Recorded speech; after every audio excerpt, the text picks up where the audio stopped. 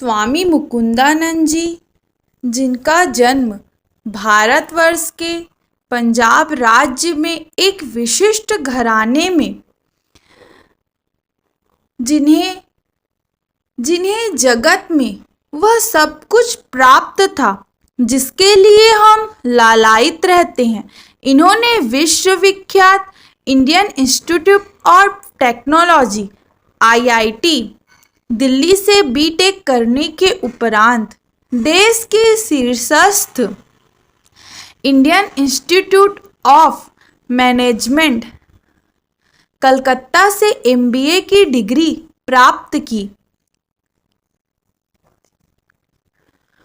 स्वामी श्री मुकुंदानंद जी भी टाटा ग्रुप में एक एग्जीक्यूटिव के पद पर 1 वर्ष तक कार्यरत रहे, परंतु इनके मन में कुछ और पाने की व्याकुलता थी।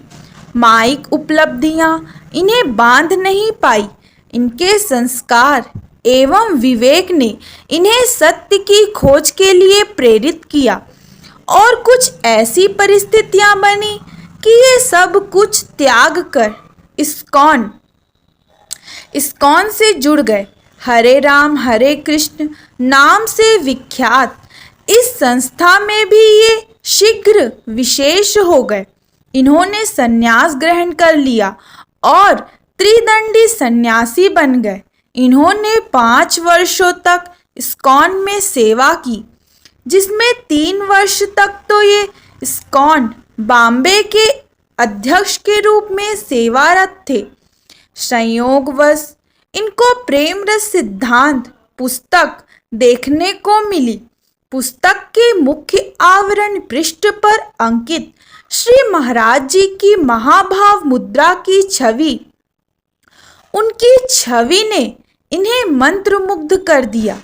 श्री महाराज जी का दर्शन पाने के लिए इनके मन में तीव्र उत्कंठा पैदा हुई।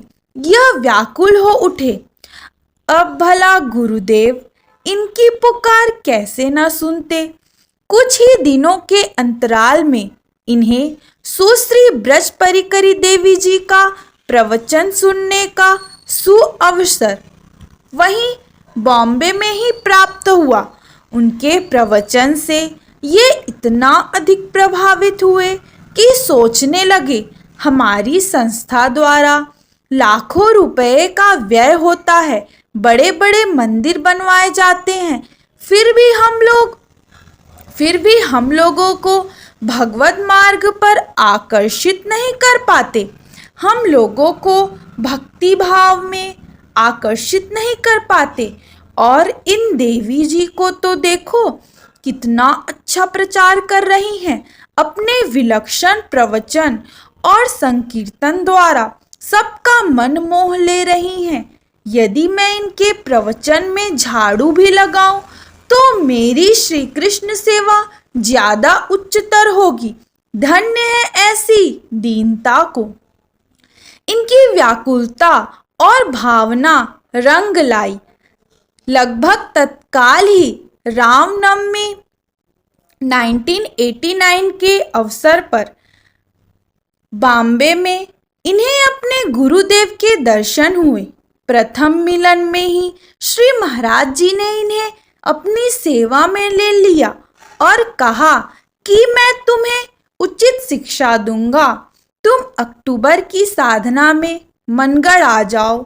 इसी संदर्भ में एक छोटी सी किंतु विचित्र घटना का उल्लेख करना उचित लगता है, जो श्री महाराज जी से जुड़ी है, जिसका वर्णन हमने कुछ दिन पहले ही किया था।